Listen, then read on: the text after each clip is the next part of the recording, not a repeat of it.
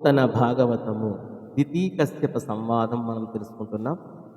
తరలలోచన నీవు సంతాన వాంఛ చేసి వచ్చితివౌ కులశీల వర్తనములు గల భార్య మనమున నమరు కోర్కి కవిలి తీర్చుట పతికి కర్తవ్యమరయా. చక్కటి కన్నుల గల సుందరి, నీవు సంతాన వాంఛతో నా దగ్గరకు వచ్చావు. గుణవంతురాలు శీలవంతురాలు అయిన ఇల్లాలి మనస్సులోని కోరిక తీర్చడం భర్త ఆవశ్య కర్తవ్యము అని ఈ పద్యభావం.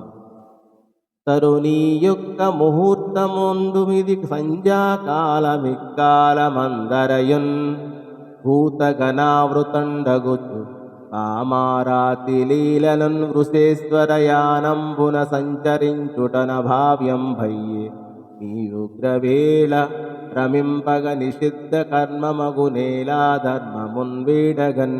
ఓ తరుణుమని, ముహూర్తము కాలమాగు, ఇది సంధ్యా సమయం. ఇప్పుడు మన్మధుడికి శత్రువైన పరమశివుడు నందివాహనంపై భూతగణాలతో కూడి విహరిస్తూ ఉంటాడు. కాబట్టి ఈ సమయం మంచిది కాదు.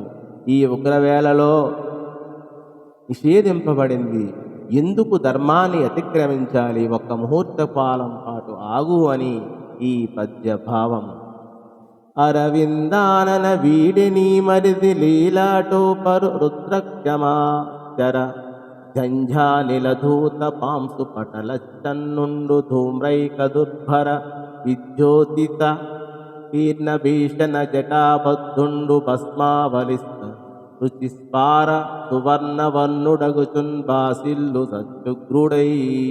కాంతా, అదిగో చూడు, అటు చూడు, నీ మరిది రుద్రుడు. రుద్రుడు కశ్యపుడు బ్రహ్మదేవుని పుత్రుడు, అందుచేత సోదరులు.